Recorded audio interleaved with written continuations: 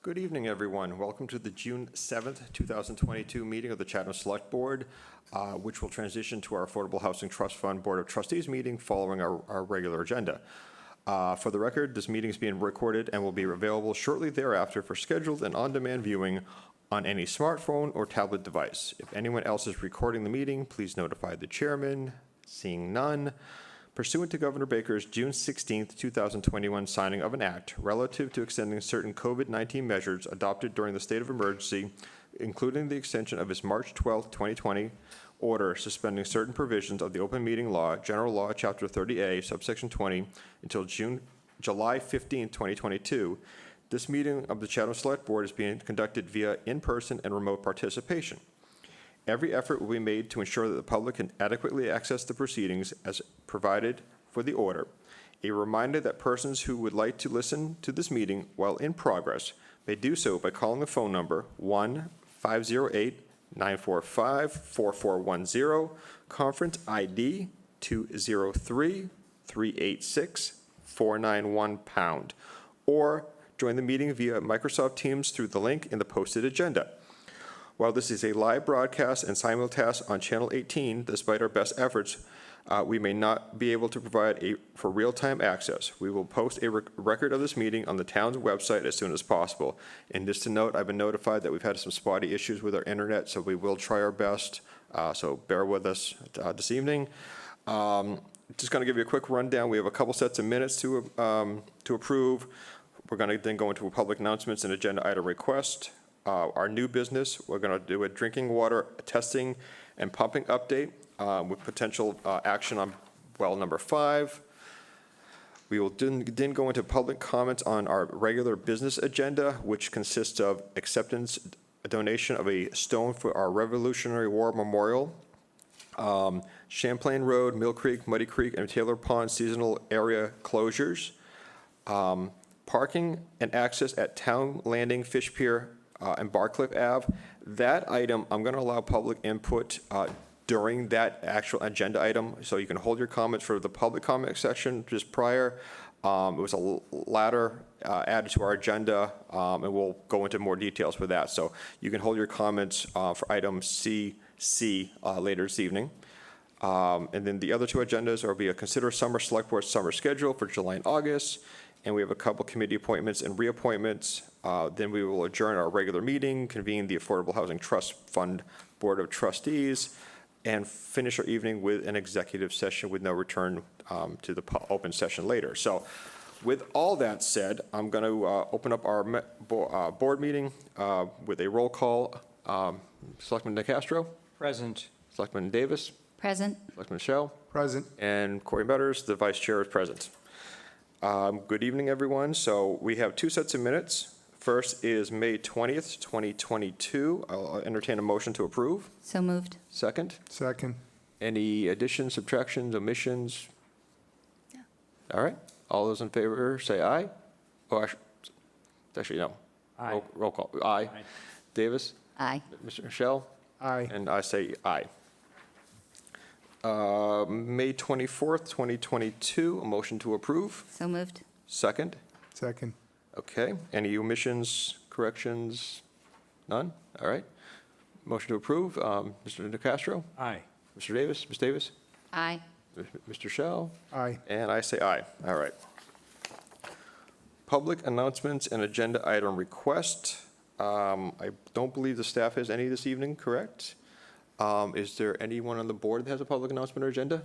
Dean? Thank you, Mr. Chairman. I just really wanted to direct this to, I guess, our staff and ask Alec if he could prepare and post and disseminate to the select board the listing of committee liaison assignments that we voted in last week. So we have that on the record, who's assigned to which committee. Okay. Thank you. Any additional select board members have any comments or questions? Is there anyone in the public that has any questions? Mr. Chair, Ms. Gibbs. Yes. Elaine? Thank you, Vice Chair. Elaine Gibbs.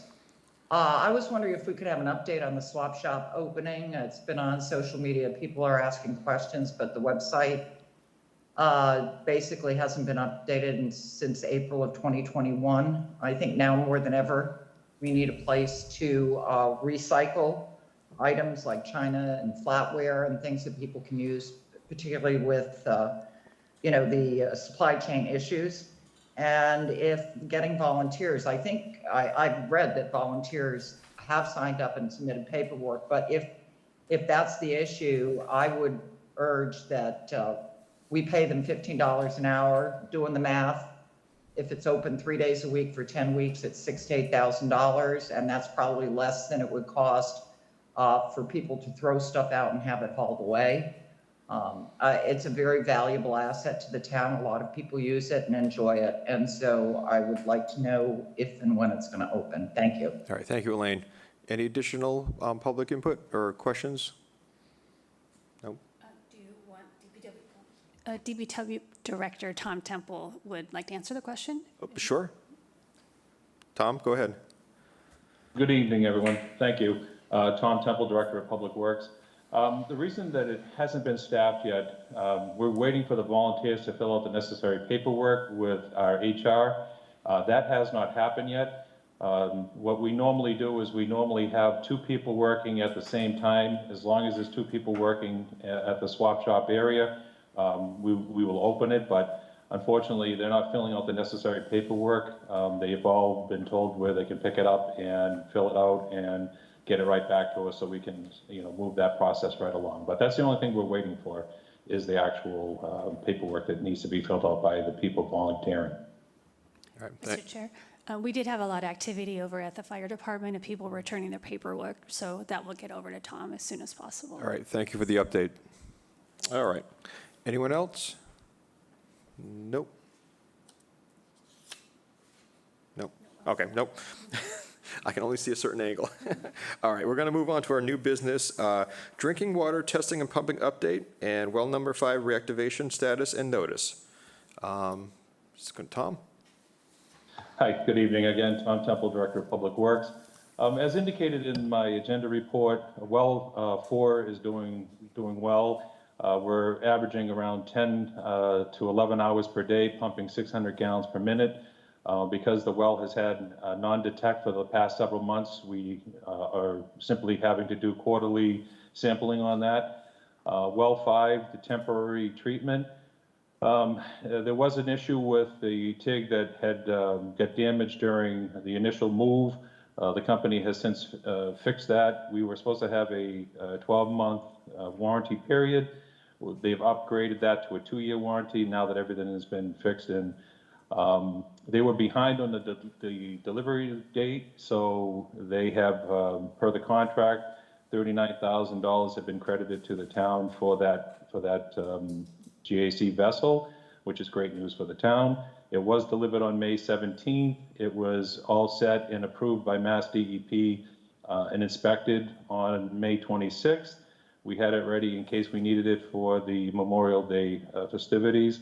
You'll see in the agenda report, I respectfully requested that the Select Board consider approval of well 5 and to turn that back on and get it back into our water distribution system. On well 5 permanent treatment, the 60% design submissions are due back to the department on June 24th. The plans and specifications for our review and comment. Weston & Sampson has submitted to Mass DEP the pilot study permit application. We're awaiting approval from Mass DEP. Once that approval happens, it'll take approximately 2 weeks for a comparison of the 2 media for the removal of PFAS.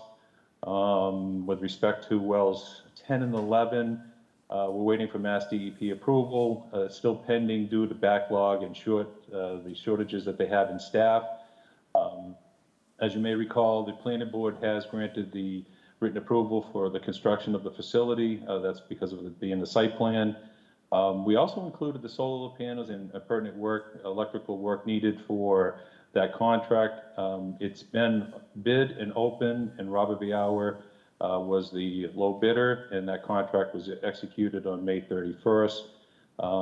Based on Mass DEP requirements, we did the prolonged pumping, and the prolonged pumping was good for a 5-year period. We might be in a case where we might, just make that cutoff point Otherwise, we'd have to do a new testing for that well come 2023. But we have in action with the Mass DEP to ask for an extension on that. In the agenda report, you'll also notice that the water pumpage is 30.5% less than it was the year before, which is great. The wells are running on average 10 to 11 hours per day. We haven't hit a low-level alarm on our water storage tanks, and this past weekend, with the nice weather that we had, we approximately used 2 million gallons over this past weekend, which is still less than we were the same time last year. So that's great news. People are somewhat following the water ban restrictions. We do have some people, I noticed on the way into work on Monday, we shouldn't have anybody that's watering on Saturday, Sunday, or Monday, but I did notice quite a few yards being watered on Monday. Well 2 is offline right now. We had a check valve that failed, and that was ordered on Friday, so that should be back in service hopefully this week. Other than that, I am open to any questions that you may have regarding the agenda report that I put together. Thank you, Tom. Questions or comments from the board? Let's start with the update and probably well number 5 for starters before we go further into the agenda item. Mr. Nicastro. Thank you, Mr. Chairman. Tom, thanks for the report. The well number 5, notwithstanding the repair that was made to the filter tank, it looks like a tank, but we're still going to get a brand-new filter apparatus for the permanent construction, right? There would be 2 that are required for that new system that on the permanent side. We'll be utilizing this vessel as well as the additional one that's needed for the permanent setup. So this one's going to stay in usage even when we get a permanent one? Yep. Okay. And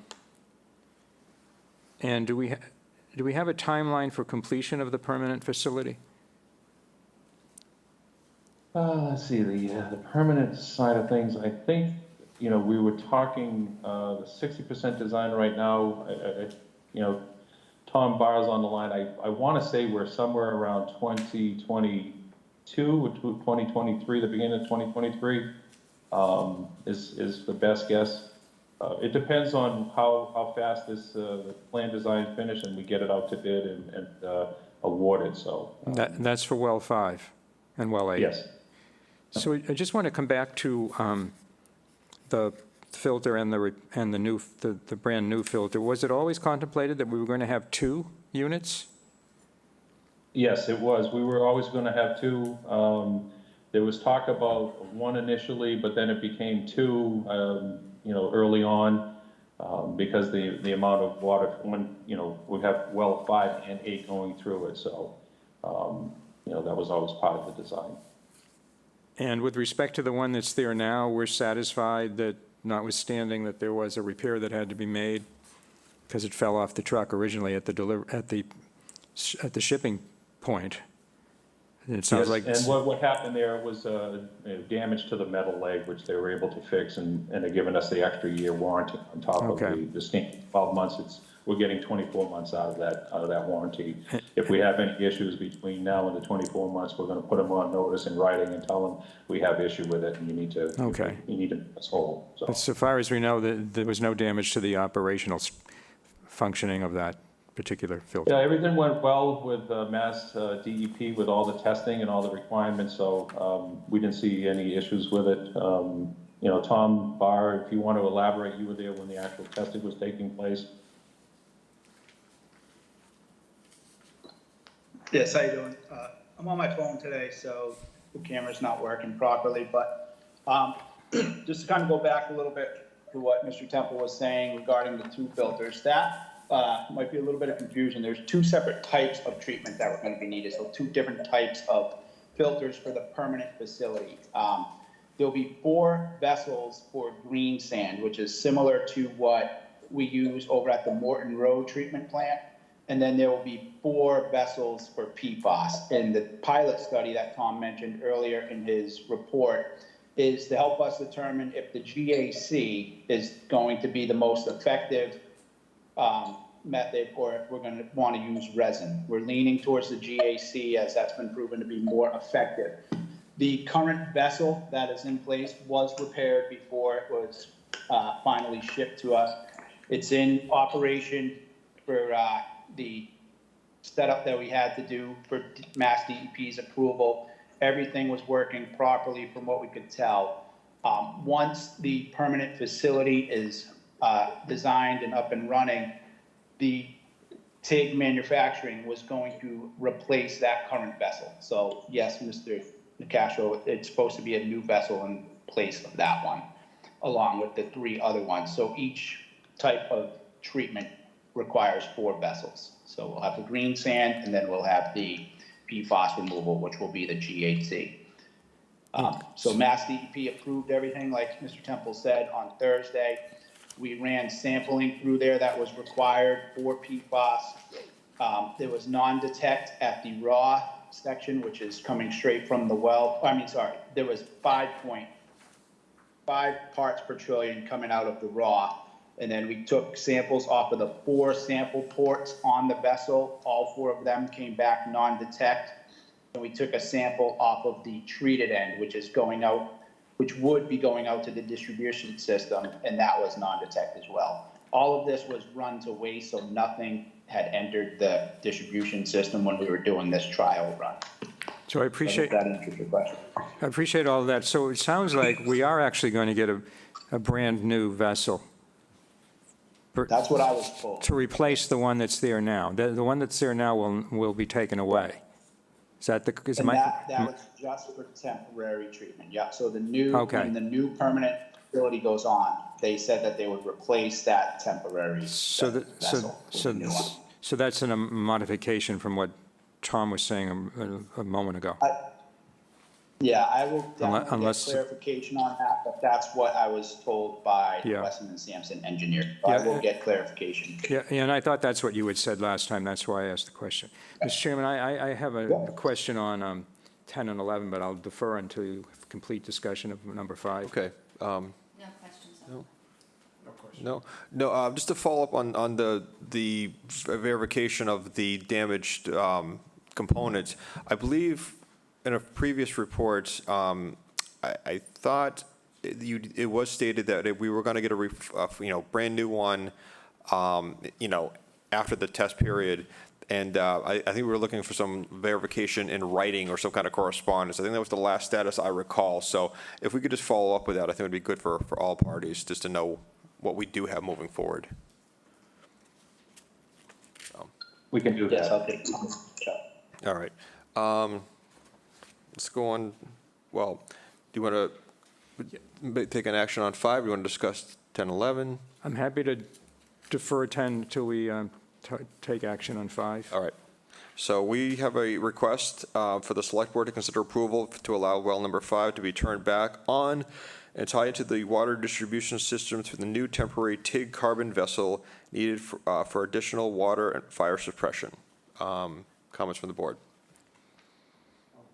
So moved on the, you making that as a motion, so moved. All right. Second. Second? Okay. Further discussion? All right. All those in favor? Dean? Aye. Shereen? Aye. Mike? Aye. Aye. All right.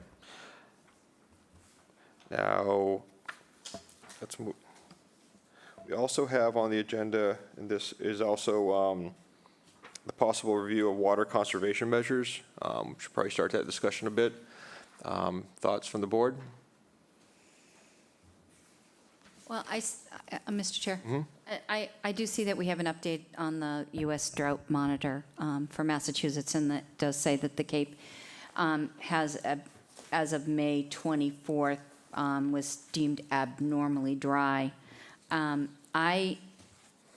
I believe were we going to go to June 30th for reconsideration of the water, or was it? immediate. It was late June. I think it was not a date specific, but Non-specific? yeah, if I recall. I'm fine with leaving this as status quo right now and then reassessing it as we move into the month of June, unless staff has another recommendation on that. Okay, comments from staff before we move any further? Yeah, at this point in time, I tend to agree. We've got some great readings as long as people stay, the course that they're going right now, and we're able to stay below our thresholds from the previous years. I'm in agreement. People seem to be, watching what they're watering and how often they're watering. So I definitely think we should revisit it and see where we are, come our next agenda report that we put together. All right. Just one more follow-up. When is the next agenda report on water? Is it in a month or is it in a couple of weeks? It's the first Tuesday of July, which is July 5th. Okay. All right. All right. I know traditionally in this section, we have a lot of public comment or questions. If anyone from the public does have a question or comment on this agenda item, I will open it up for the public. Mr. Chair, Ms. Gibbs? Okay, Elaine? Yes, thank you. Actually, the last time you met, what we were told was you were going to revisit it early in June, after Memorial Day, once DEP gave approval for well 5, rather than waiting. I have a couple things that I would like to put out there. There are still a lot of inequities in this. There are 1,328 registered irrigation systems on town water. They were told that they had to hook up no later than December with a separate meter. Only 477 people did. Those 477 people went to great expense to do that. And in addition to that, they are now paying higher rates, but the other 800 are not. They are paying normal rates. So the first thing I think that should be done is that the 477 who spent a lot of money to put in a meter or drill a well should not be paying higher rates. The well people don't have to, but those 477 do. The other thing that I have a problem with is with this 2 days a week and saying what days they have to be on Tuesday and Thursday or Wednesday and Friday. That means we go for 5 days without watering, and the landscapers were saying that's ridiculous. That is not how you water a lawn. So I would ask that you allow us to pick the days if you stay with 2, so that we can even it out, so that we don't have to go for 5 days without watering.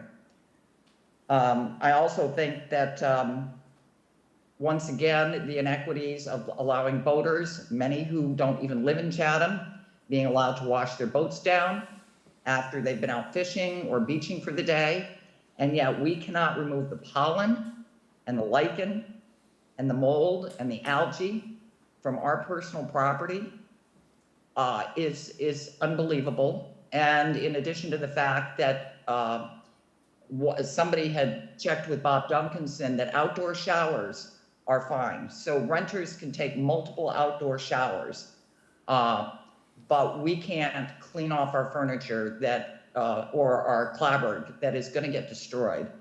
So, I'm disappointed. We were told that you were going to visit it early in June, by July 4th, and now you're saying after July 4th. The lawns are going to be dead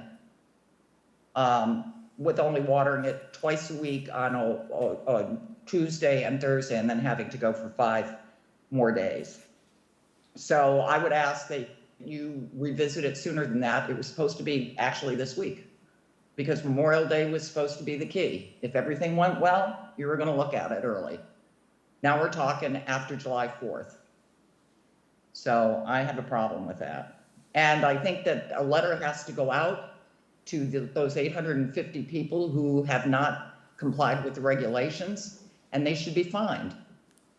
It is really unfair that people who follow the rules and paid the expense and are now being charged higher rates, and then other people just didn't. And so they're paying normal rates and there are no penalties. It is highly inequitable. And you must have the records because you know who the 477 are that have meters, so the other 800 don't. Thank you. Thank you, Elaine. Any other public comments before we go back to the board? Mr. Chair, we have Gloria Friedman. Gloria? Thank you, Mr. Chairman.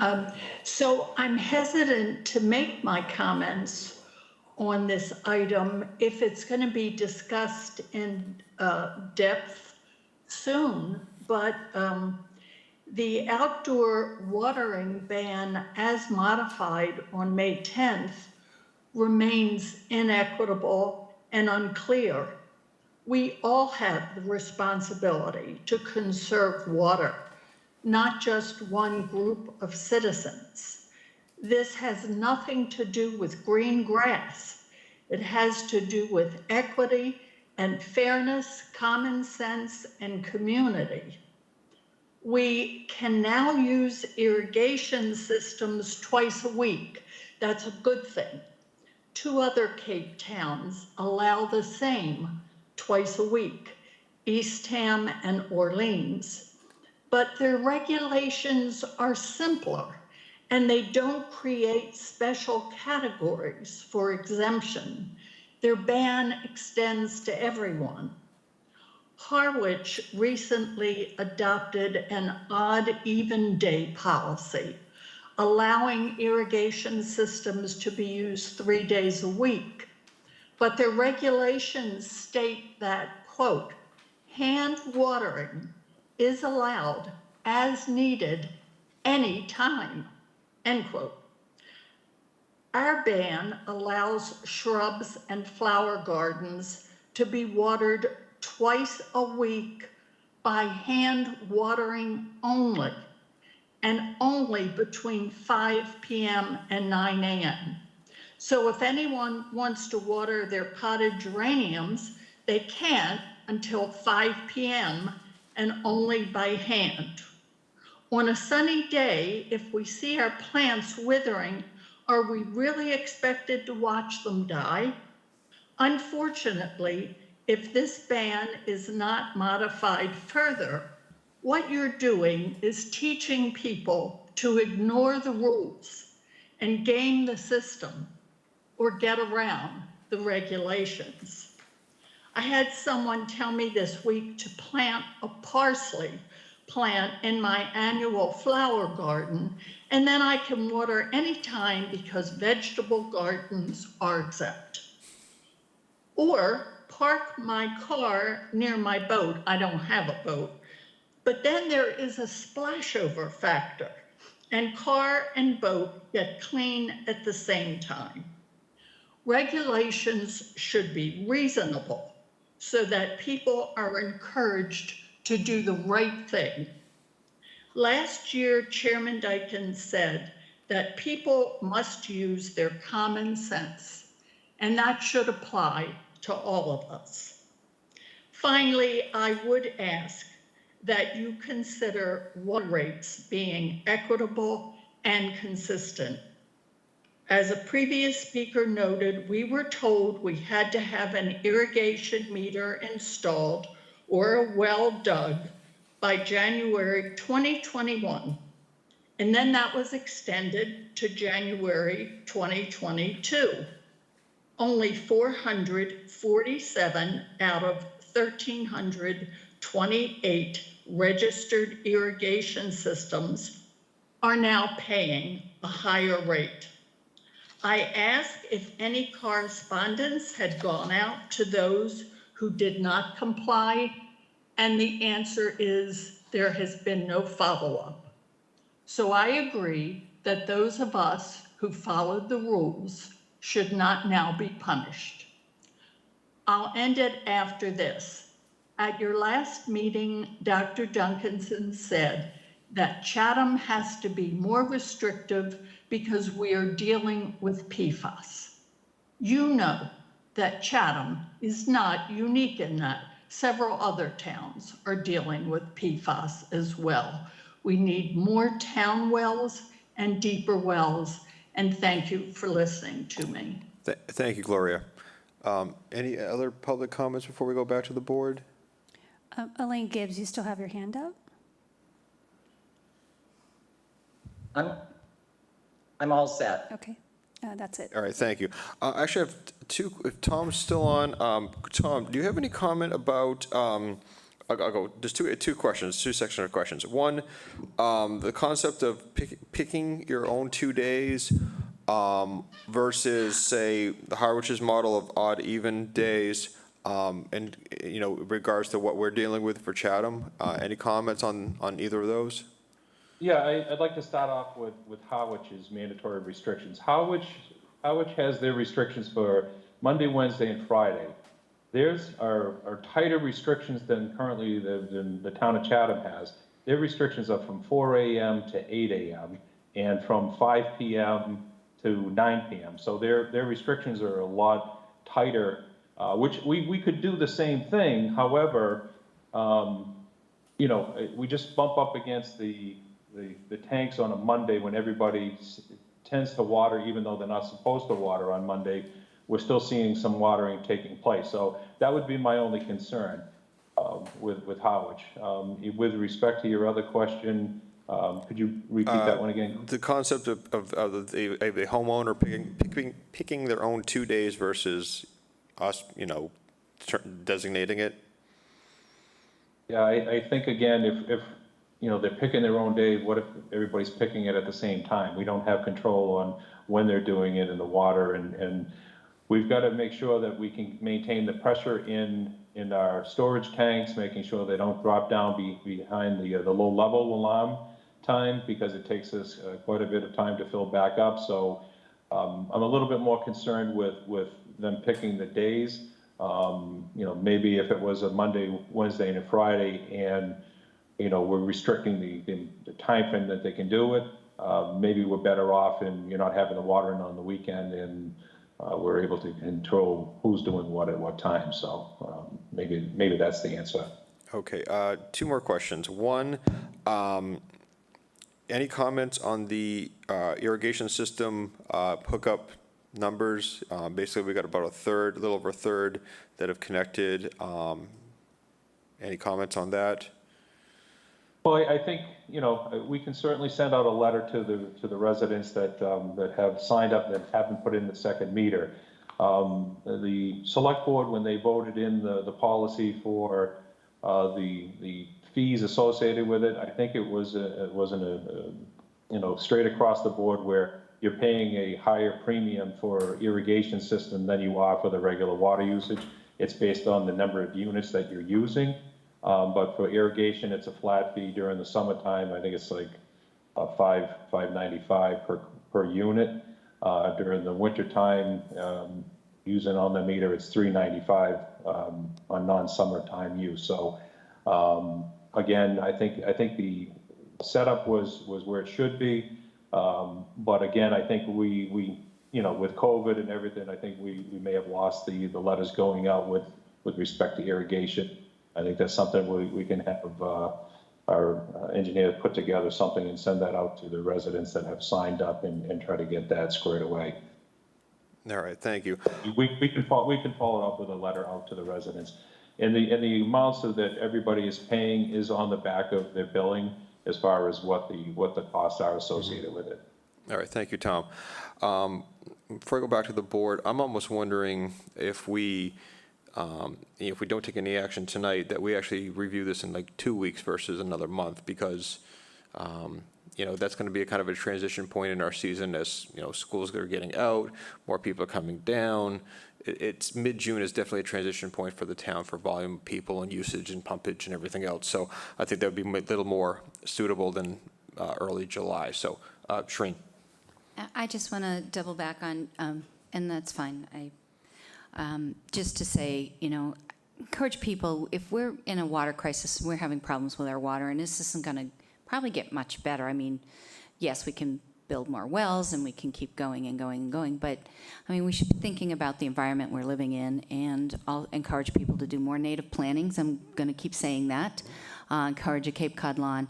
But I also know that, you know, I thought the rule of thumb for watering a lawn was 1 to 1.5 inches per week, either once a week or twice a week. So I don't see where this is problematic to have, have our restrictions the way they are.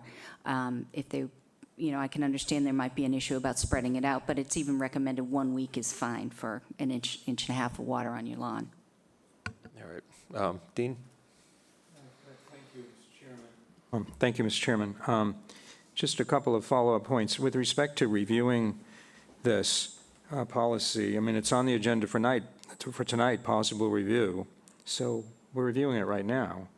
And my understanding and impression was that when we revised the regs, the policy, we left it for, I don't think we were particular about when we would review it. I thought we would review it periodically, and certainly we would review it when we were advised by the water department that there was a particular concern. So I would leave it to Dr. Duncanson and Tom Temple and Tom Barr to come to us and say, hey, we've got a real problem. There's too much pumpage going on. I don't hear them saying that tonight, so I'm not inclined to go back to the more restrictive measures. But I think it's open to us, and I'm not sure we should even wait 2 weeks if we're going to consider a revision of these. Perhaps we should do it next week when the chairman is back and we have a full board. Secondly, with respect to the irrigation meters, and I'm liaison to the Water and Sewer Advisory Committee, as Tom and both Toms know, that committee considered very seriously the whole business about requiring those on irrigation systems to have a separate meter. And also, this board voted in a whole set of water rates about 2 or 3 years ago, where we did have a different rate for irrigation because people are taking treated water and using it to water their lawns. So I understand COVID got in the middle of this, and we extended the deadline to January 2022, but I really think we should start in on a more aggressive enforcement program to require those 800 people who have not hooked up that additional meter to get on board. And maybe it should be something more than just a polite letter. There are fines, I believe. You can correct me if I'm wrong, Tom, but I think we really need to start moving on that. I think that both Gloria Freeman and Elaine Gibbs have highlighted a significant point. As far as the twice a week or when it should be, we had a thorough discussion of that when we voted to amend the policy. I was an advocate for loosening the policy, and this is what the board arrived at. I tend to think that I have a lawn that is fast becoming a Cape Cod lawn, but I have a private well, and I've gone along with the 2 days that are allotted to my street number, and I can understand the concern that Tom has expressed about having everything done on a Monday. I guess I would leave it to the staff to let us know if there is a better way of allocating the days. But, I do think more significantly we should go after people that, it's not fair to the 400-plus people who have already expended the money and are paying a specific rate for irrigation versus the 800 people who have not done what they're supposed to be doing. Thank you. Yeah, I just on the enforcement side, I think I think that ought to be a high priority. I wonder, fines is a one-time thing, and then people have no further incentive to conform, to comply.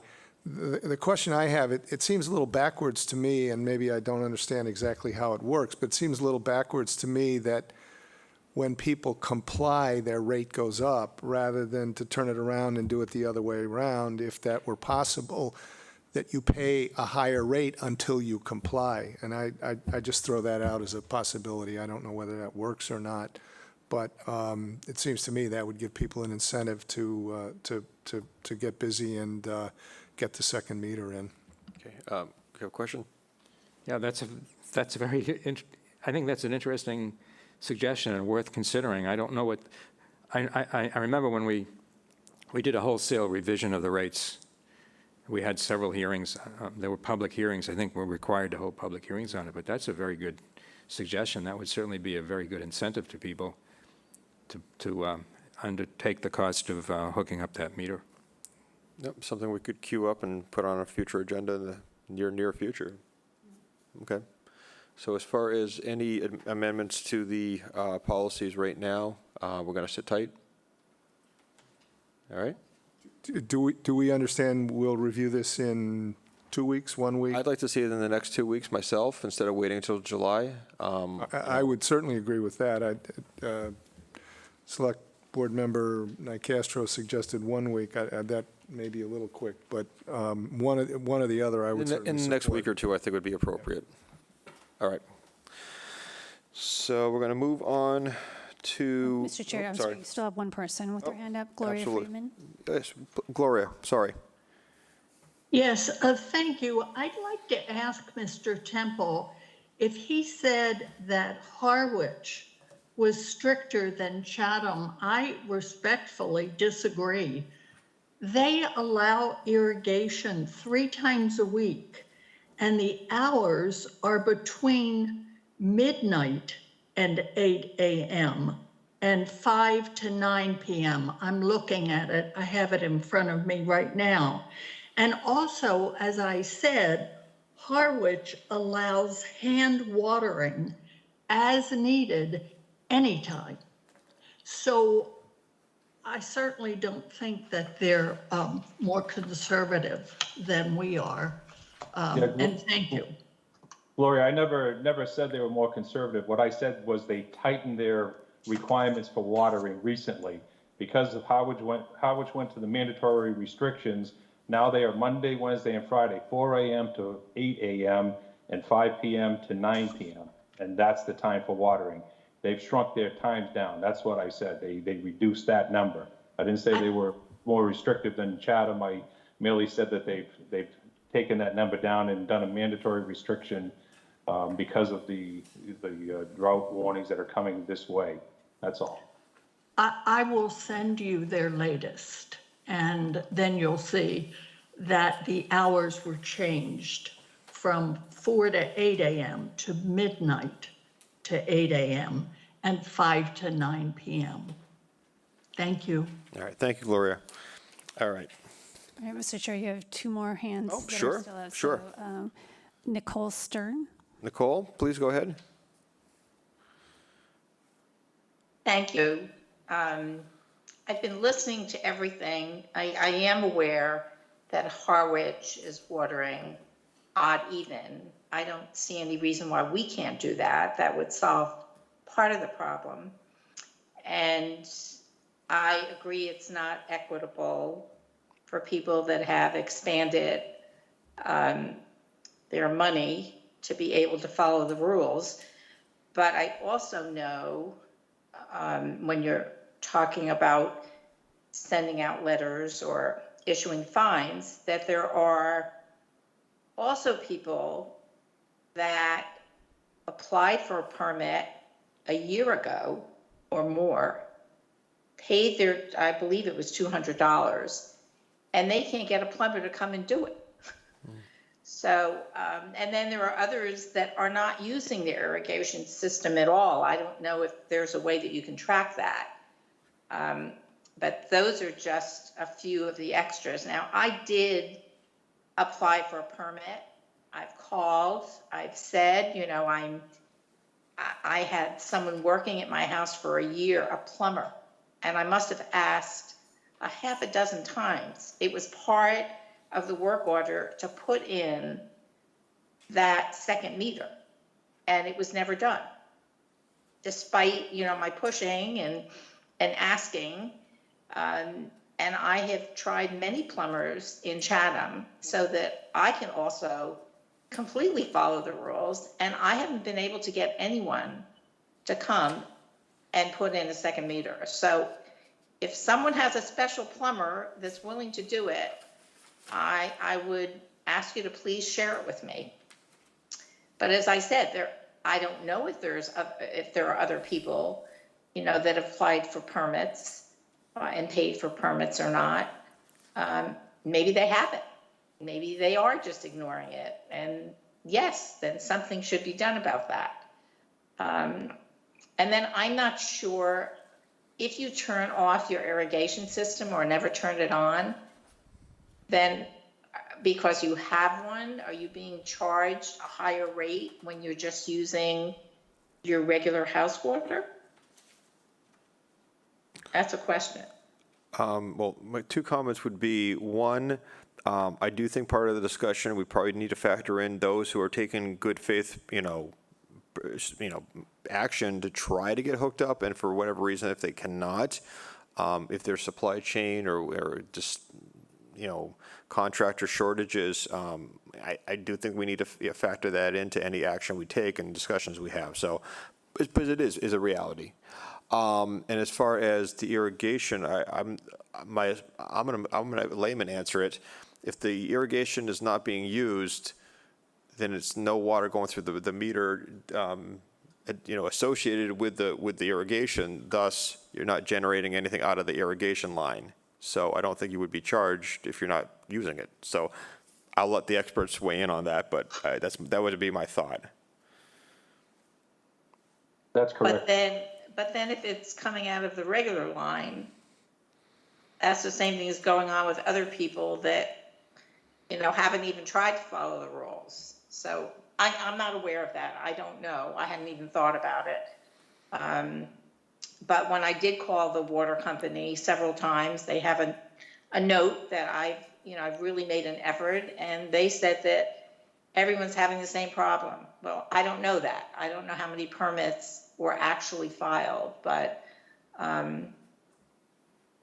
going back to odd even, why can't we do that?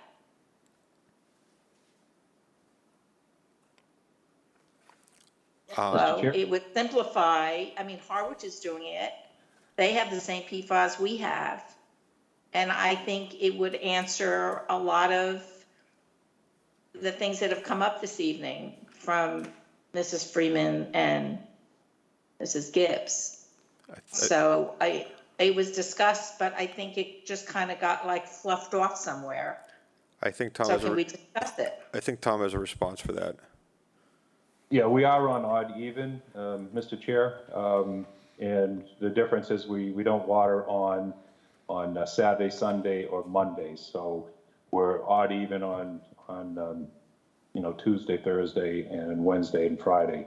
But there are 7 days in the week, so odd even. I mean, we have done odd even before. Right. We're trying to conserve because of the groundwater that did not bounce back from the wintertime in the groundwater. So that's the reason why the board made the decision to go to 2 days odd even. Also, with respect to your questions with meter and the use, and unless you're drawing water from your meter for your domestic, you're not being charged for it. The same thing holds true for your irrigation system. If you're not turning on the water, you're not being charged, you're being charged per unit. And also, just as one of the other former speakers had mentioned, the message boards in Harwich clearly show the time frame, the Monday, Wednesday, and Friday, 4 a.m. to 8 a.m. and 5 p.m. to 9 p.m. There's one situated at Hinckley's store right at 137 and 39. So I was pretty clear when I read that, and I stopped to take a look at it because I did know that they had changed it. So I just want to bring that to your attention. So does everybody water on Monday, Wednesday, and Friday in Harwich? They do. They have the ability to water between 4 a.m. and 8 a.m. and 5 p.m. and 9 p.m. on Monday, Wednesday, and Friday in Harwich. Well, that would be better for us, I would think, Monday, Wednesday, and Friday, versus 2 days that are with 1 day in between. And again, I'm not watering, but I'm thinking about what's equitable. That's why I brought up the permit. And I know that Mrs. Friedman does her homework. So I don't question anything she says, and neither would I question anything Mrs. Gibbs says.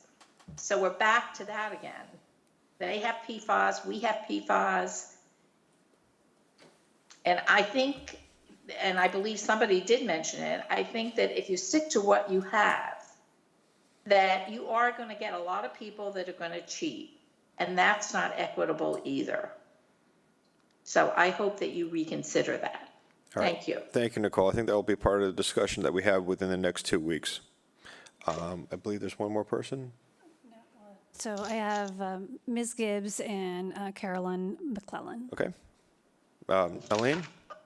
Yes, I would just ask that at the next meeting that you discuss the inequity of boaters being able to wash down their boats at town landings, and the fact that people who have property that is being impacted and damaged by lichen, algae, mold, and the worst year we've ever had for pollen, where we can't, without breaking the law, clean that when it can do permanent damage. I don't understand how that is possible. And I would ask that you consider it. We are all adults. I don't want to run out of water. Nobody wants to run out of water. But there are some things that people need to do to take care of their property. Sometimes it's their only investment. And to say that we are breaking the law if we can't take the mold off of our clapboard or our cars is wrong. So I hope you put that in the equation. And again, I think you should revisit the fact that the people on meters are paying a higher rate. They're paying a higher flat rate for the water than everybody else. It's only when those people without meters reach a certain level do they get charged a higher rate. So I think those are two inequities that have to be taken care of. Thank you very much. Thank you. And Caroline? Hello, can you hear me? Yes. All right, thank you. I just had a couple of comments. One, I mean, there seems to be two completely different issues here. One is about how you're regulating the actual irrigation systems and who gets away with it and who doesn't. I'm not going to comment on that. That's a separate issue. But just in the basic water conservation, it's really just, I hope you stay with the plan that you have and you don't broaden it anymore. I think our water supply is really important. I've spent the last year or so listening to how the citizens of this town are really committed to conservation and the environment. It's kind of disappointing that some of them aren't here tonight to argue for our really critical resource here that's being threatened. There's a difference between want and need. Nobody needs a lawn. We all should be moving forward and trying to develop yardscapes that are drought resistant and pollinators and Cape Cod lawns. That should be the direction we're moving in. People should commit to that. We all talk about the way it used to be in Chatham. Nobody likes the development. Nobody likes the McMansions. But if you want to go back to the way it used to be, there weren't green rolling lawns all over Chatham. And if this is a critical resource, and if you really are concerned about the environment, the direction we should be moving in is restricting lawns more and developing other type of yardscapes. I'm sure the people that spend lots of money having landscape companies come and create those beautiful lawns can ask those landscape companies to create a different yardscape that's drought tolerant with the pollinators, increasing our biodiversity. This is an opportunity for Chatham to be a leader, and that should be the direction we're moving in. And I'm really disappointed that we don't have some of our environmental community members here advocating for that. But thank you very much. Thank you, Carolyn. All right. We're going to move on. We're going to move on to public comments on our business agenda. As I mentioned earlier in the evening, the item number C, parking and access of a town landings, Fish Pier, and Barcliff. I will allow public comment during that discussion, so you can hold your comments for that one particular item. So at this moment, I'll open up to the public for comments on our business agenda. Seeing none, I'm going to move on to the acceptance of a donation, a stone for the Revolutionary War Memorial by Tim Smith. I'm sorry, sir. Oh, sorry. We were here to address the issue of the parking on Barclay. Right, and at that agenda, I'm going to open it up to the public. So, yeah, no. Thanks for the clarity. No, you will definitely have your moment. Yep. No, it's fine. All right. So, Katie? You're kicking that off? Yes, thank you. So as you'll recall, the Revolutionary War Memorial was dedicated on Memorial Day, May 30th. That was the culmination of the working group's effort. So during the process of deciding where the monument would go and what it would look like, Tim Smith from Minglewood Homes contacted the group and offered to donate the stone.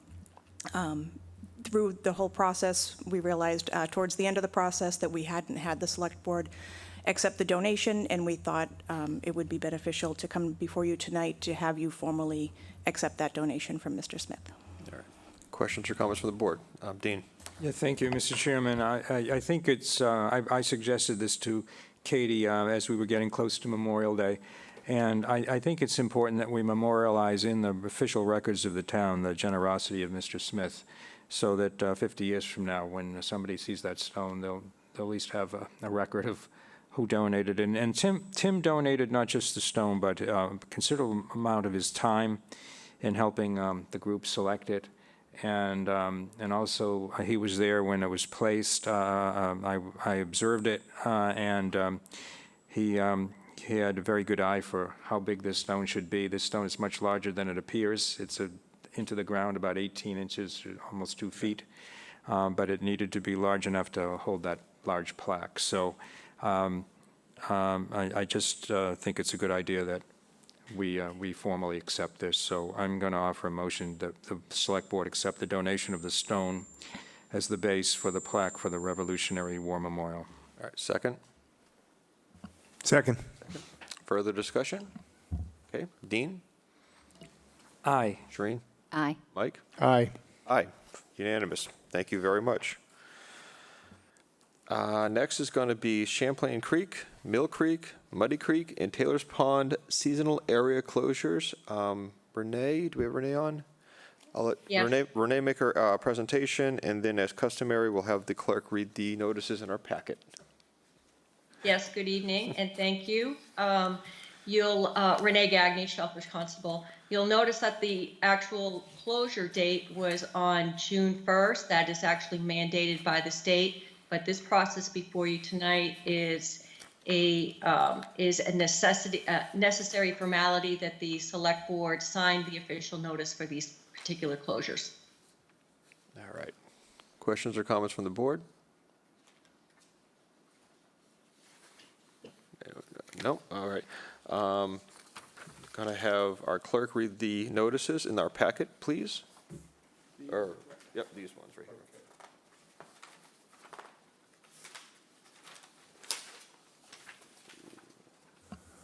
here. Okay.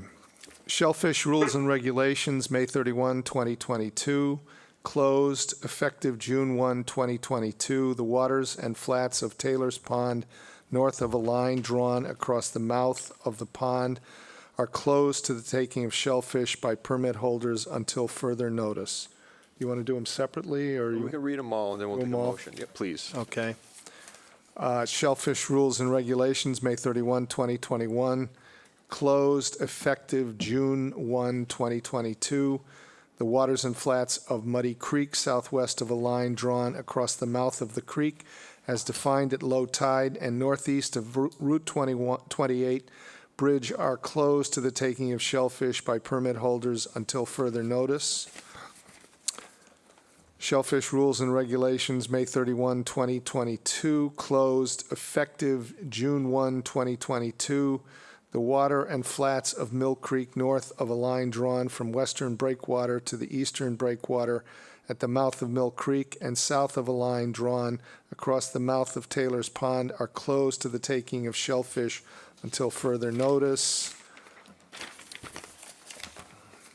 Shellfish Rules and Regulations, May 31, 2022, closed, effective June 1, 2022. The water flats and all tributaries of Champlain Creek, northwest of a line drawn from the outermost piling at the town boat ramp northeasterly to the, quote, "no shellfishing," unquote, sign in the marsh on the opposite shore, are closed to the taking of shellfish by permit holders until further notice. And, Mr. Chairman, I think there may be a typo in the Muddy Creek regulation, it says May 31, 2021. I wonder if that date shouldn't be May 31, 2022, the way all of the others are. Yes, very good catch. Thank you for reading that. Can I get a motion to approve the seasonal closures that were just read with that one amendment? So moved. Second? Second. Okay, all those in favor say aye. Dean? Aye. Oh, I'm sorry. Dean? Aye. Shireen? Aye. Mike? Aye. Aye. All right. Thank you very much. That's the old Thank way, you. Corey. I know the old way. Was easier. All right, we're going to move on to the parking access at Town Landing, Fish Pier, and Barcliff Ave. Before I turf it off to Select Board Member Shireen Davis, I just got a couple quick comments. We are going to have board discussion.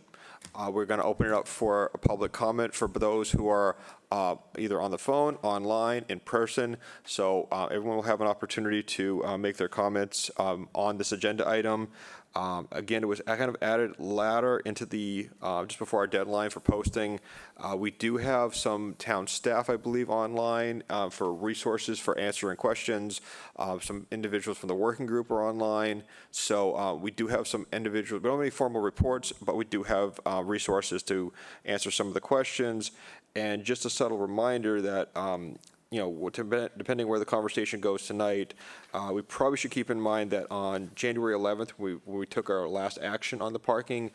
That was done under a public hearing process, so might be more viable to start the discussion tonight and continue that public hearing process mechanically more suitable. But we're going to kick it off. I will now give it to Select Board Member Shireen Davis to start the discussion. Thank you, Corey, and thank you for the staff that's attending tonight.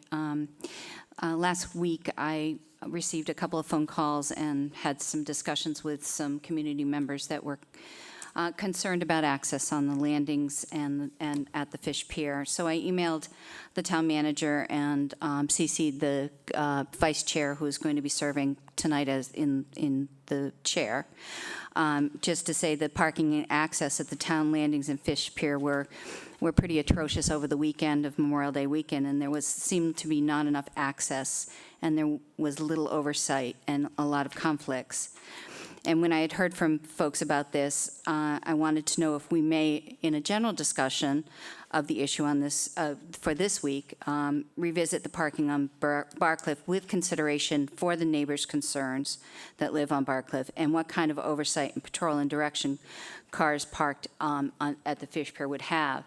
And I recognize that we're addressing our parking issues through the establishment of a parking working group, and I expect that we may not see any actionable items from the working group. I'm making that assumption, but usually, typically, if it's regulatory, it has to go, take a further review.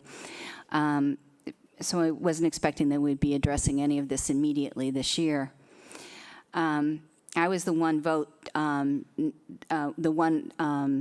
that did not want to approve the parking ban on Barcliff, and my reasons were that we just didn't have a parking ban, and I felt that we were pushing cars off the road and with no other place to go.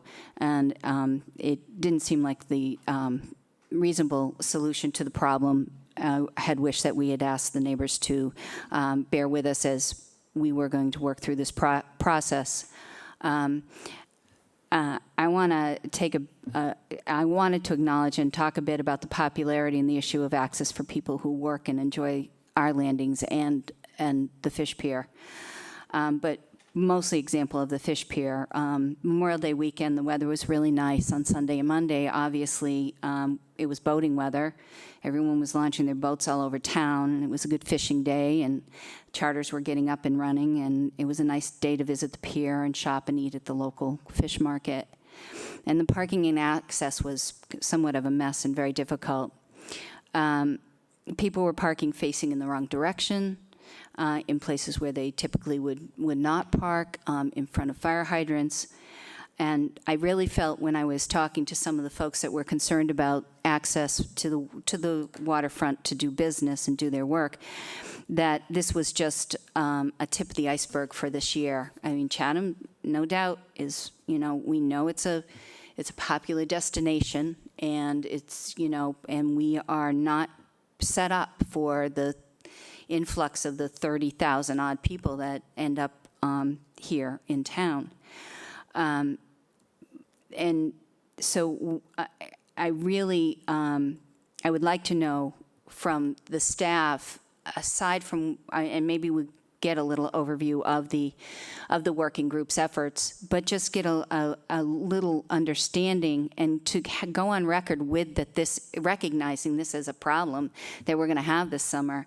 I would like to know how we're going to address parking compliance and how we are going to help with the issues of people who wish to have a fair and equitable access to the working waterfront and to the landings and piers for recreation. I understand, we could possibly revisit parking. It wasn't my intent. It wasn't my complete intent to do that as far as the parking ban was concerned. But I figured that we should be talking about it at least. And most importantly, as I said before, I wanted to go into the record to recognize that Chatham's going to have a problem with parking this year, and we need to have either details or some sort of oversight. A little more oversight around the landings this year. Any general comments from the board members before we kind of reach out to the public? Yep, Dean? Thank you, Mr. Chairman. I appreciate everything that Shireen just said. I just really wanted to express why I voted to support the parking ban when it was presented. And I think it was a 3-2 vote, as I recall. I was approached by a resident of that Barcliffe Avenue more than a year ago about concerns related to emergency vehicles going up and down the street and the difficulty and challenges of facing residents as you get closer to Shore Road and just getting in and out of their driveways and safety of the pedestrians and cyclists and so forth. So I arranged for a meeting with Lieutenant Goddard, who is the liaison to the Traffic Safety Committee, and Chief Polina also attended that meeting. And at one point in the meeting, and Andy's on the call, so he can correct me if my memory is faulty, I asked the chief, what would you do? Or I asked the two police officers, what would you do? And they said, ban parking on the north side as well as the south side of Barcliffe Avenue. That would solve the problem. Well, anyway, I referred the resident to the Traffic Safety Committee, and they took it up. And I wasn't involved in that at any point after that meeting. And then the Traffic Safety Committee came to us with a recommendation. And it was, I believe, a 4-1 vote, and they recommended that parking be banned on both sides. And the fire chief participated in that public hearing and also weighed in and said, from a standpoint of emergency access, because when you have parking on either side on that street, it's very difficult to make the turn from Shore Road onto Barcliffe Avenue if you have an ambulance or other emergency vehicle. So it was based on considerations of the recommendation of the Traffic Safety Committee and what I heard from the representatives of the police department and the fire chief, that although this is an extremely difficult and challenging issue, and whatever you do there is going to have ramifications, as Shireen pointed out, that it probably was in the best interest of everyone to ban parking on both sides. I took a walk this afternoon. I know it's Tuesday. I walked up the length of Barcliffe Avenue from Old Harbor Road, and there wasn't a single car parked on the street. It was like walking in one of the streets in the old village, and I thought to myself, wow, this is what Chatham should look like in the afternoon on a fine day in June. But I observed the fish pier area, and I'm not as conversant as Shireen is about the usage of the fish pier and when the fishermen are out there, but it was there were plenty of parking spaces available in the upper lot. This was around 3 o'clock this afternoon.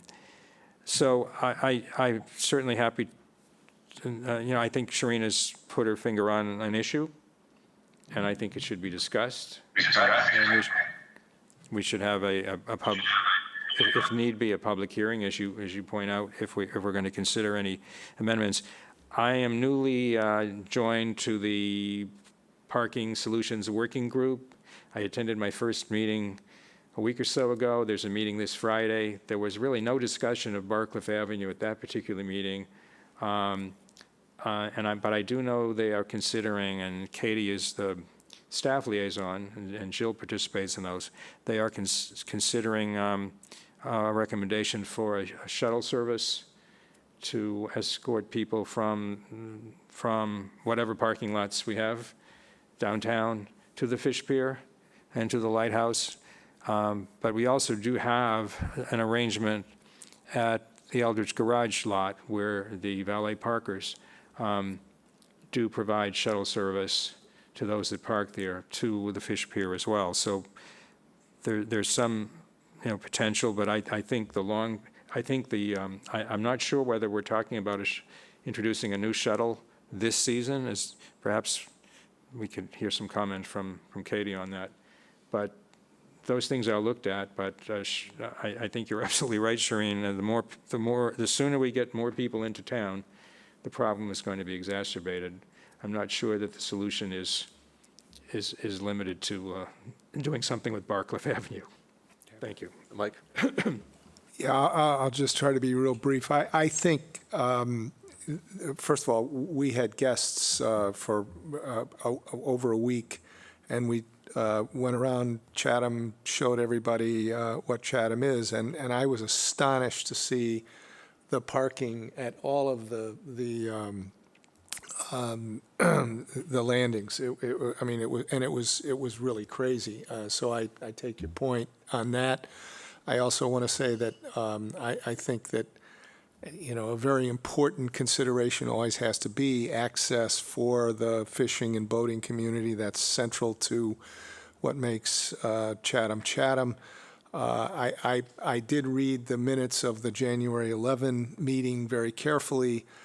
In looking at specific issues, I think that when you get a recommendation that's as unequivocal as came from the fire chief, and as you're describing, Dean, from the police and the traffic safety committee, that to me is pretty much outcome determinative with respect to any specific area. So my view here is that it would be, I think it would be good if we could get a blanket recommendation on parking generally, solutions generally, as soon as we can from the committee. I think shuttles clearly have to be a big part of the answer. That's not so terrible. It's actually another way to see parts of Chatham that you wouldn't necessarily see. But I think with respect to specifically Barcliff Avenue, the case is pretty compelling. I think pretty much, as I said, outcome determinative from the experts. Thank you. No, I do think, the statement of Chatham having a parking problem is kind of a very obvious. We've had parking problems in different areas of town on different scenarios and whatever, but when we have this dialogue and we have the discussions and we review and we factor in, one, safety trumps everything, in my opinion. It has to. And two, I think we got to be very conscious that when we want to solve a problem, that we're not taking and restricting it in one area and pushing that problem to another area, because that has happened in the past sometimes where we think we can come up with a solution or restrict parking in one area, and all of a sudden we have another overflow in another area. So I think we've learned from that in the past. So there's a solution out there. We definitely need to have some dialogue. I think Ms. Davis brings up, is very right, bringing this up for discussion.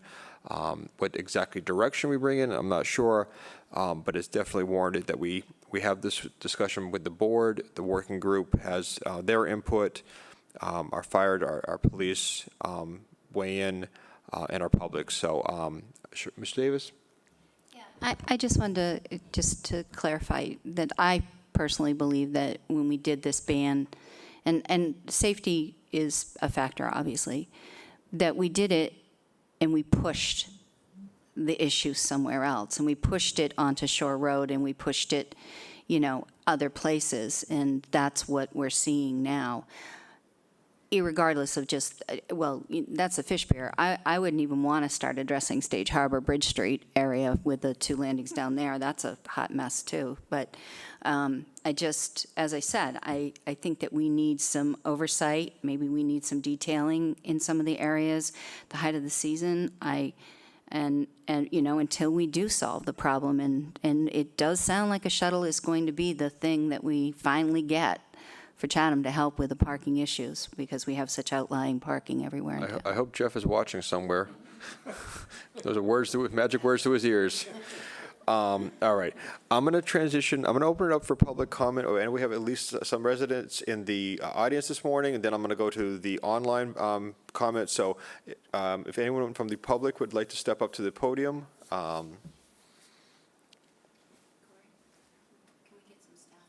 Yeah, I want to have him, and then they can give feedback. I think it'd be good balance.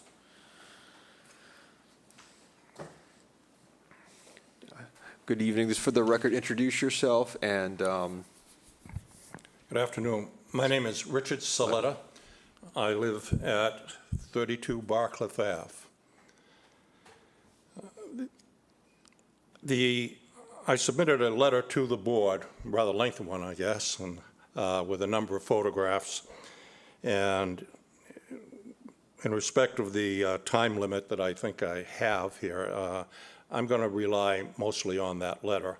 I'd like to just make a couple of points, either emphasize them or a new point. First, one thing that I'm sensitive to is the fishing community. I've been here for 36 years, 20 years as a permanent resident. The fishing community's been here for 300. So I'm very sensitive to their needs. And what I pointed out in my letter, and one thing I want to emphasize, this is not an issue related to the working fishermen community parking on Barcliff Ave. They don't park there. It's a tourist issue. And it's a tourist, and as has been pointed out here, an access issue to the fish pier. I pointed out, and I won't go into it, I'll let you read it in the letter. There really is only 15 spaces on Barcliff Ave, on the north side of Barcliff Ave. I've been there every day, and I see where they're parking. If you look and analyze some of the photographs that I have presented to you, you will see that you can tell where parking occurs and where it doesn't. There are pristine lawns. The shoulders are pristine lawns where they don't park. Where they do park, you'll see gravel. And it's very obvious. In addition, if you look at the photos, you will see that there are a number of barriers to parking beyond the 15 spots. And those barriers are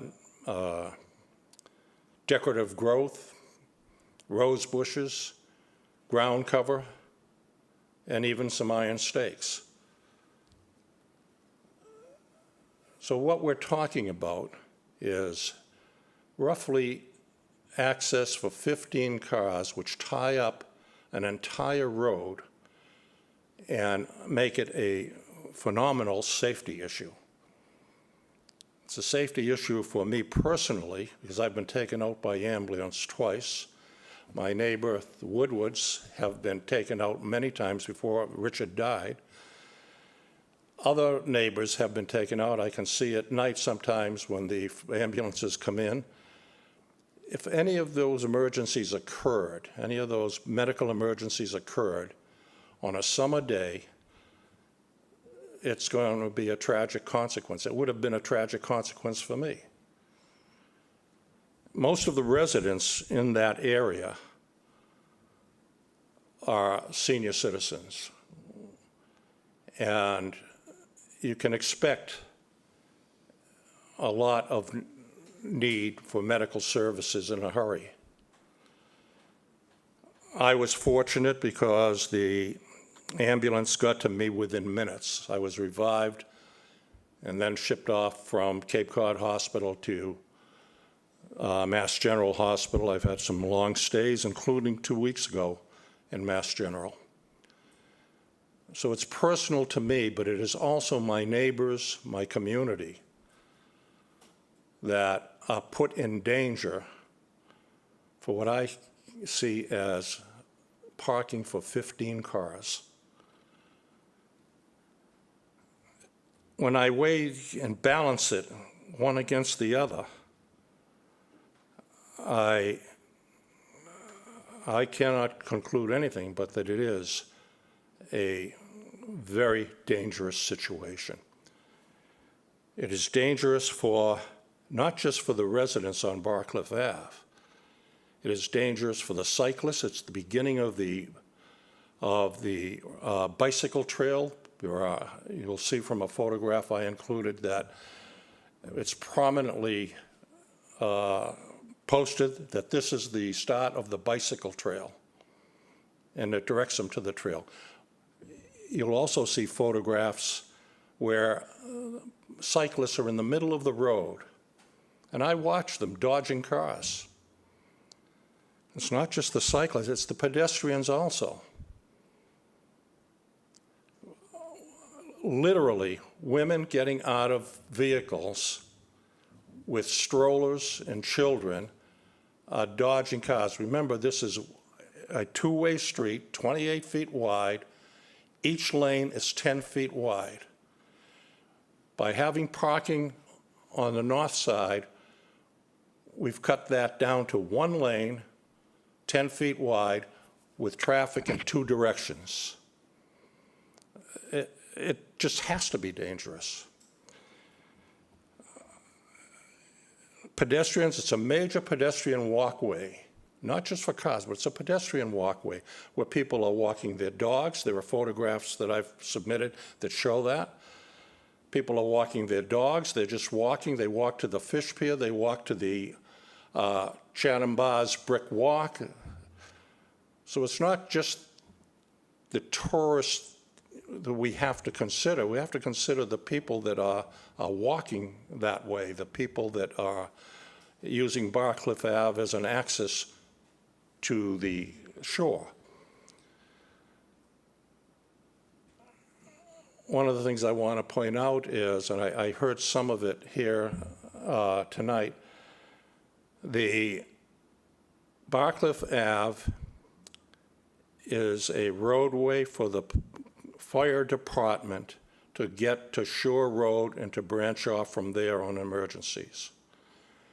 There is no way that a fire engine that exceeds 10 feet in width can get down Barcliff Ave to Shore Road. The fire department does not go down Main Street. Shore Road is the, Barcliff Ave is the access to Shore Road. So it's the residents of other parts of the town, not just Barcliff Ave, that are put in danger. I think you have to well, I guess you don't have to live there to see it.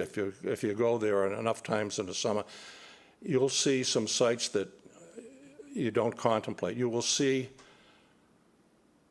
people who don't go around the block to go turn in the opposite direction. They literally will back and forth on Barcliff Ave and tie up the whole road to turn around and get to Shore Road. They're facing Old Harbor when they park on the right, but then they come around. This happens more than occasionally, and the road is just tied up. I'll conclude now, because I think I've taken my allotted time, that I heard some of this here tonight, particularly from Selectman Shell. I hope that this board will give great consideration to the experts, to your experts, the town experts.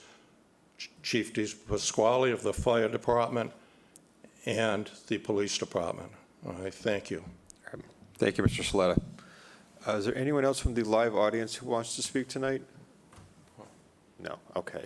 I'm going to open it up My for... neighbor here is here. I don't know, did you want to? You said it all. I said it all. I get the head I've shaking. been accused of that before. All right, I'm going to go into public comment from the online viewing, and then I'm going to follow up with staff and working group comments and input and possible responses from the comments. So anyone from the public on? Yes, we have Mike Waters. Mike, go ahead.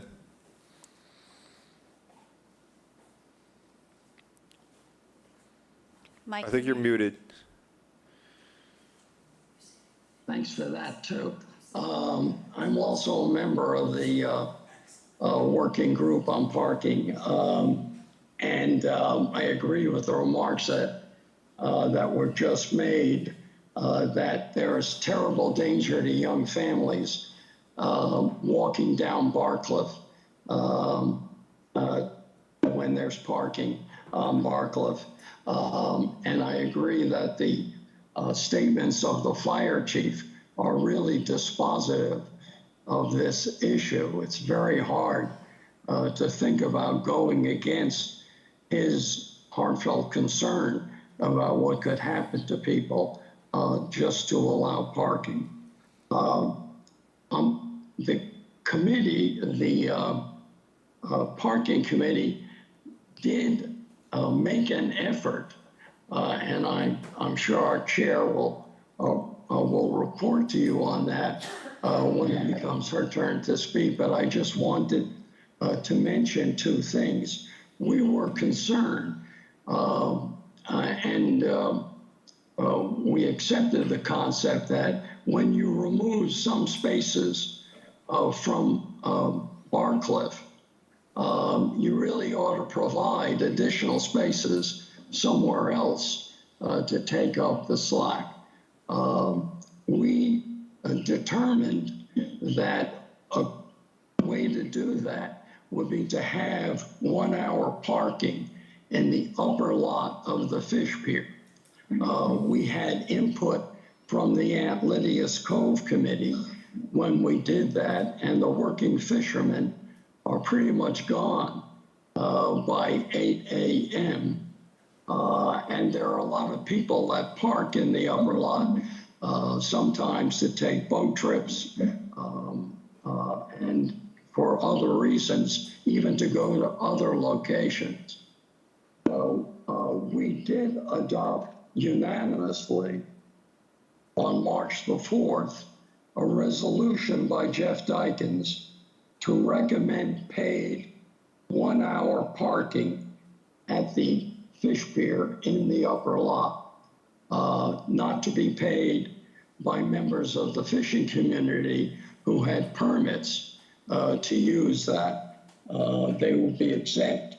But this would give you a turnover of perhaps 50 spaces that could be multiplied during the day to provide parking for a lot more cars. The wharfinger can enforce it, and members of the police department on their bicycle team also can enforce it.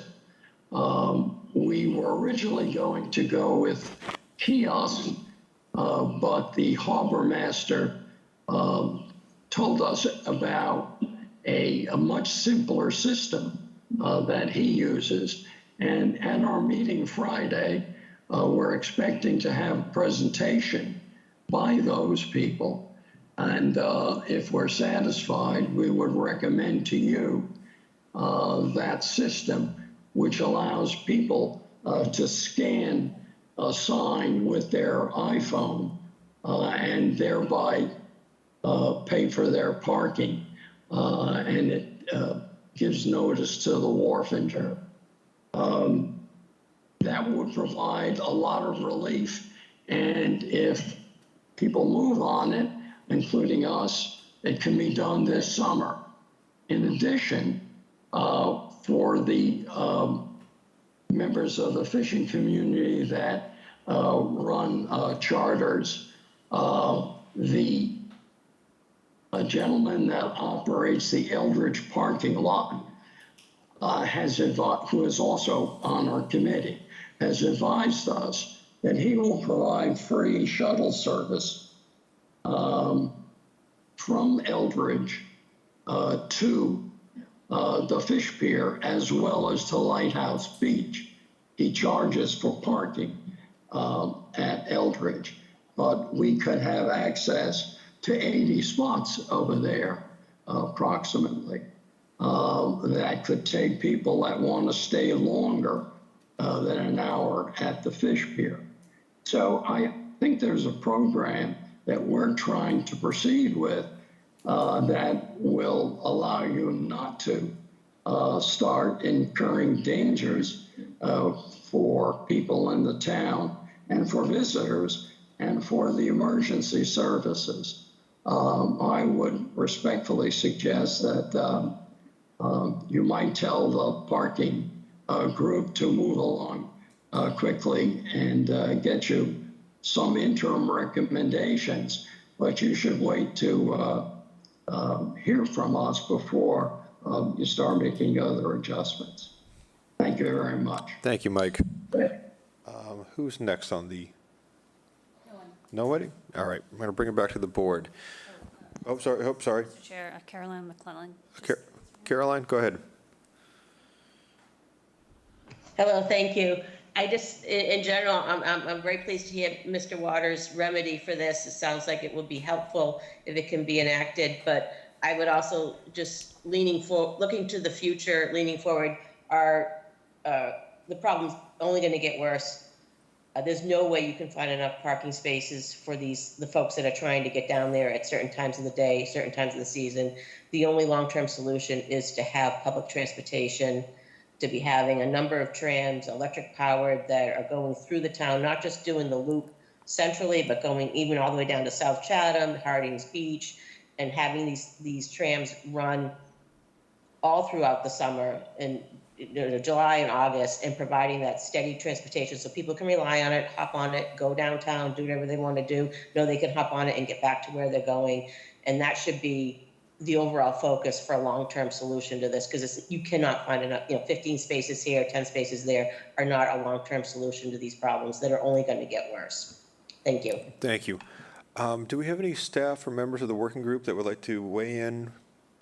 We do. Katie Donovan. Katie, is the okay, staff liaison sure. leader. Thank you, Mr. Vice Chair. So the Parking Solutions Working Group began meeting after the action was taken on January 11th regarding Barcliff. So not a lot of discussion has taken place regarding Barcliff Ave specifically. The working group began looking at two items. One is the shuttle, and the other would be the implementation of potentially for paid parking. And so the working group had reached out to the CCRTA regarding a potential shuttle to discuss what the options would be if the CCRTA would provide a shuttle. We had a meeting scheduled for June 1st. Unfortunately, something came up and the CCRTA had to cancel that meeting, so we're expecting that will be rescheduled for sometime soon. But the reality is they would not be able to implement anything for this coming season. So it would be a 2023 pilot program that we would look to see, if it's utilized, how it's utilized, and if it's something that we want to implement long-term. In regards to what Mr. Waters said regarding the implementation of 1 hour paid parking at in the upper lot at the Fish Pier, that is something that the board unanimously recommended. There was, in our budget that was approved at town meeting, we had funds appropriated for a kiosk system that we were hoping to potentially implement for the coming season. However, at a recent meeting, the harbor master had suggested that we look into a different technology, more specifically a group called Mooring Info, who allows for QR codes. So basically, it would be a scan, instead of having a kiosk, you would scan a QR code and be able to take and right to a parking app that would allow you to pay for parking. The group does feel strongly that the 1 hour parking would allow for more turnover at that lot, and then hopefully keep people moving in and out so that it would alleviate some of the parking problems there. We are expected to have a potential demo by Mooring Info on the parking technology this coming Friday at our meeting. Waiting to confirm that that's actually the case, but that is scheduled for this coming Friday. So moving forward, we do expect to make recommendations overall on paid parking. We've also, and a shuttle as well, but short-term, we were hoping to provide a recommendation for the upper lot at the Fish Pier for this coming season. And I'm happy to answer any questions. Thanks, Katie. I appreciate the update. And again, tell me what's the timeline for the possibility of the parking implementation at the pier? We would have that information hopefully this Okay. coming Friday if they're available. You know, I appreciate that the harbor master's providing information from Mooring Info. Most municipalities, if wherever you go all over Massachusetts, Passport's the app that everybody uses. I imagine that this would be a compatible app, or I mean, I would hate to have to download a special app for, parking, or pay an extra fee for it. Sure, and I can take that information back. I'm not sure, again, this would be the demo. The first time we would actually be seeing the product would be this coming Friday. Okay. I mean, I'd have lots of questions as to why we wouldn't use something that's commonly used by other municipalities. Sure. And that could be used all over town as well, if we went further. I do appreciate all the updates. I do want to say that I'm still not hearing how are we going to address immediately, which has been my concern, some of the parking issues that are happening now. Can we, 4th of July is coming. I'm not sure you're going to be in place by 4th of July. I know that we do have some monitoring down in the lower parking lot of the Fish Pier, but I was wondering if there's any way that we could get some sort of details that would be able to address some of the improper parking and help mitigate some of the traffic flow that's going through there. Thank you. If I could, I would suggest that if there is a reason why we can't implement paid parking in the upper lot, that we actually implement the 1 hour time limit, and hopefully that will allow for the parking turnover that the group is hoping for. If there was a reason why we couldn't implement the paid parking for this coming season, again, being early June and not knowing what the timeline for the technology would be, I would suggest that perhaps the group will make that recommendation that we at least implement the 1 hour time limit for the upper lot during the busier hours. All right. Thank you. Dean? Yeah, thank you. Katie, because I was not part of the group when the vote was taken about the upper parking lot, and recognizing that most of the people who park there are probably day trippers or tourists, visitors to the town, and not Chatham residents or taxpayers other than the fishermen.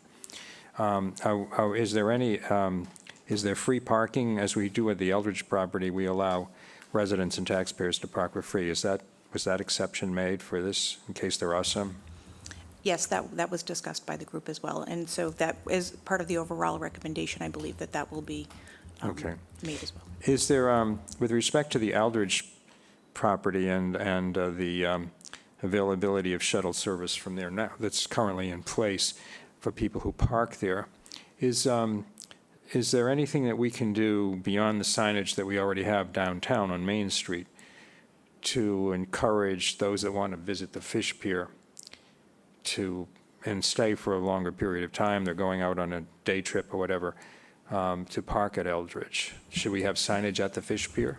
Sure, that's actually a very good idea. One of the things that we've been discussing is trying to promote the information that the Eldridge lot is available and that they do provide shuttle service. So I think providing a sign at the Fish Pier upper lot would be beneficial, as well as, sharing this information through our social media sites as well. Yeah, I think we could probably get moving on that. I'm not sure we need any kind of vote from the working group. two other comments. As Shireen has said, the problem is not limited to the landing to the fish pier. There are other landings in town.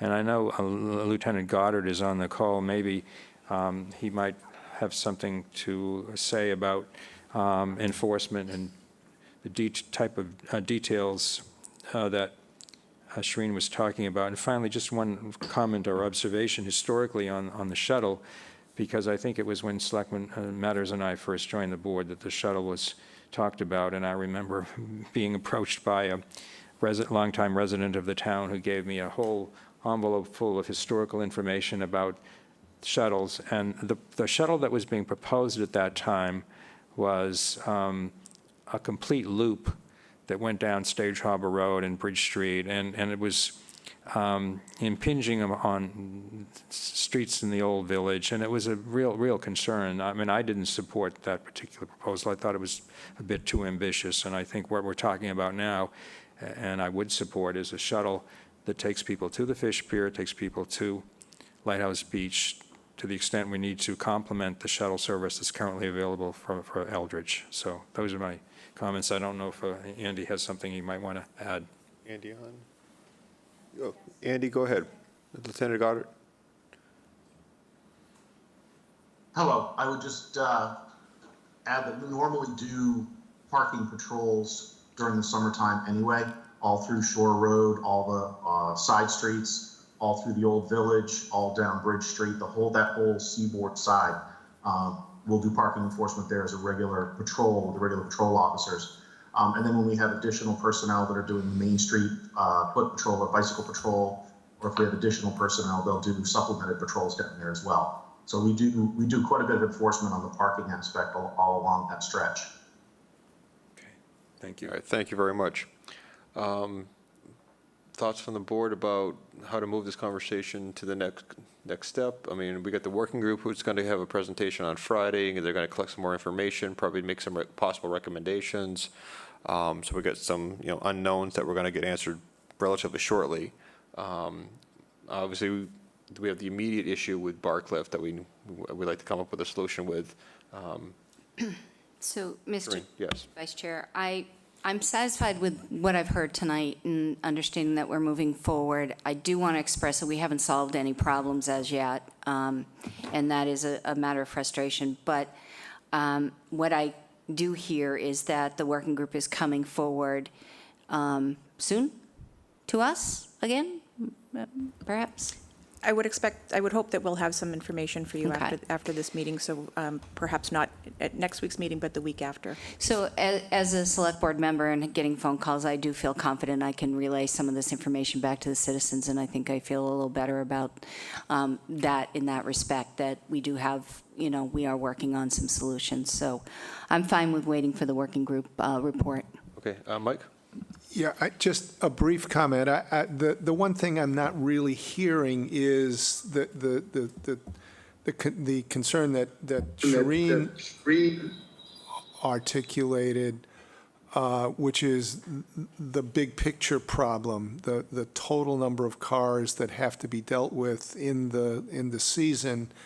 And I'm not hearing whether we're looking at all of the available parking lots and thinking about paid parking in that context and shuttles in that context, not only as where they go, but where they're coming from. And if that's part of the overall effort that the committee is working on, then I'm satisfied, but I'd like to hear that definitively. All right. Are we good for now? I think we're good. Could I respond? Yes, please. So yes, that is all being looked at by the Parking Solutions Working Group. We had started out looking at the paid parking technologies. We have looked at different apps, different types of ways to implement paid parking. If that's the route that we'll definitely go, we would look to put to advertise that we would have parking at parking lots on the, out of the downtown area that we would then be able to shuttle people in. And so, again, there's a number of things that are being looked at. It's really kind of a more overall comprehensive plan, understanding that we'll likely be making more recommendations for the 2023 season, as we, just started meeting a few months back. But it is part of an overall plan that we're looking at all of those issues. Thank you. Okay. Mr. Chair, you have Fire Chief Dave DePasquale and Mike Waters, if you want to go with All Dave right, let's first. start with Dave, please. Hi, Chief. Hey, hi all. I think that my concerns were well represented tonight by the previous speakers. I just want to make sure that, that is, my feelings on Barcliff are heard going forward. Whatever the solutions are that the committee comes up with, we try to avoid Main Street with our fire engines and our ladder truck. And we would go to Seaview Street, and then Seaview Street has got parking on one side and it becomes 1 lane or 1.5 lanes. So then we go to Barcliff, and Barcliff has 1 or 1.5 lanes. And then we're running out of roads to get downtown. So I just hope that we keep Barcliff, the way it is, with no parking. And, Chatham Bars Ave, the best case scenario for that is Friday nights because it's controlled by the police one way. But that's another problem going forward. And I know the Parking Solutions Committee is working diligently on this, but, those are roads that are major problems for us as far as public safety is concerned, responding downtown and to some of these side streets. So I just hope that you keep this in mind going forward. All right, thank you. And Mike Waters? Mike, go ahead. Yes, thank you. Just to address the subject of what you can do immediately, the resolution of the parking committee was to recommend paid 1-hour parking. If that isn't sufficiently clear, we can have a separate resolution recommending 1-hour parking. But in either case, that was our approach. This is the upper lot at the Fish Pier. If the board wants, you can have a public notice and adopt that by July 4th, put it into place, and you will free up a very large number of parking spots right away. And we'll wait to get the paid part done. That is what's going to take time, selecting a procedure to handle the payments. But to limit it to 1 hour will give you the spots as soon as you want to take action. The subject of the Eldridge lot, those spots can be made available through the shuttle operation as soon as the operator commences his business and is given the authority to put up whatever signs he needs. So you can take action to do some of this for this summer. We are studying a shuttle, but that is something that won't get done this summer. It'll have to be next summer.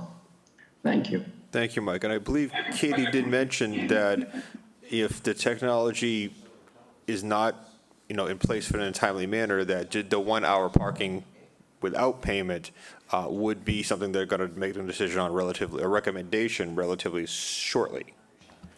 Yes, again, I do feel that if, as Mike said, if their technology isn't available for us to move forward for this season, if it's going to be too cumbersome or it's not available or for whatever reason, I think the recommendation will likely be that it's that the 1-hour parking limits be implemented for this coming season regardless. Okay, so my question is, if say we were with that route, and we got July 4th around the corner, and we did it with a public hearing process, what are we looking at for, milestones for postings and all that stuff? What calendar concepts do we have to keep in mind for the next couple weeks? I'm just, if we were to go around down that path, that's what I'm, getting things done before July 4th or sooner. It's only a couple weeks. Yeah, you know. I'd have to look. I think usually it's a 2-week posting Mm-hmm. for a public hearing. So the soonest it could get on would be the meeting of, I think it's June 28th. But I'm not sure if it could be posted tomorrow. We just have to look at that further. Okay, maybe just look into what our, calendar restrictions are to keep that in mind. Okay. All right. And then, Mr. Chair, unfortunately, you had a person, Tom Campbell, who was looking to weigh in to the meeting, and he wasn't able to access it by phone. So I suggested he call my cell. I don't know if he's picked up his email yet, but anyway, he'd wanted to speak on it. I think, Shireen, did he contact? Yeah, he had emailed me earlier and said that he's a resident of Barcliff Avenue and had expressed some concerns about our decision, about Barcliff. So I had told him my intention for the discussion earlier in the week. So I don't know. Well, he hasn't emailed me, but let me just double check And then we again. have Maladen, who is the operator of The valet, sir. Oh, go ahead, please. Malata? Good evening, everyone. I just wanted to, reiterate on the parking lot. I'm happy to take any car that would go anywhere within the town of Chatham and shuttle them there. Either the end of Main Street, Fish Pier, Lighthouse Beach. The parking lot sits empty most of the time. Like I operated the last couple of days. I had the guy there. I have to pay him salary, and there's only a few cars. And I saw people parking at the Lighthouse Beach, unloading their chairs and just going there for the day. And with all due respect, there was nobody to really monitor the parking at the Lighthouse Beach, like this past couple of days. So for the enforcement, we need more enforcement, definitely. And, this would help, like me. And I run a free shuttle. The other thing that the town can do for me, I added another shuttle just because I anticipated, a busy summer, and I want to help with the fish pier, but I don't have power. I've been there for 4 years now, 3 summers, I don't know. And the power is an issue because I only have one outlet that I hijacked from the neighbors, and I can't keep all the shuttles charged. That's my biggest challenge. If the town can consider getting power to the parking lot, it would be a huge, huge help. And I would be happy to add another shuttle if needed to the town. I can't afford it because I don't have the power to maintain more than a couple of shuttles. All right. Thank you. So yes, thank you. Anyone in the wings? No, that's it for us. All right. Thank you for everyone's input tonight, and we'll wait for the working group to meet on Friday and do some follow-up and to check with town manager as far as calendar considerations we have to keep in mind. All right, thank you. Thank you. Next item on our agenda is consider summer select board schedule for July and August. In our packet tonight, we have the meetings, dates of July 5th, 12th, 19th, 26th, and in August, the 2nd, the 9th, the 16th, the 23rd, and the 30th. Traditionally, we've kind of met every other week, pending, the need to meet. I think we're all open to meet. If there's something comes up, then we have to meet on our quote off week. But we have usually kind of cleared a little bit of the schedule off for the summer. So I opened it to the board for input on any recommendations for their summer schedule. So Shireen? If you look at the schedule, you see there's 2, 4, 6, 8, 7 Tuesdays. And I would propose that we meet a majority of the Tuesdays, like every other, starting with the 5th, the 19th, the 2nd, August 2nd, August 16th, and August 30, if we were to do biweekly through July and August. I think the other way, we'd only be meeting 1, 2, 3, 4 times during the summer. And I'm not sure if that would be enough times. Does that make sense? It does make sense. So, Dean, you have... Well, That's fine, I just, I was going to go the other way, but, and that's because I'm not going to be here, I'm going to be out of the country on July 5th. But if you want to schedule it that way, I'm going to miss the meeting on June 28th as well. So, as I've notified you. But I do think we should have an alternate week schedule and meet as needed in addition. Okay, my question is slightly for, I was just wondering if July 5th was going to have we're going to have the ability with a holiday to have an agenda packet, staffing input stuff. Is that a date that we're going to not be able to have a sizable agenda? I do know personally it's going to be a busy week. I think people are going to be focused on family and friends. So I'm not saying we go to every other week, starting the 12th.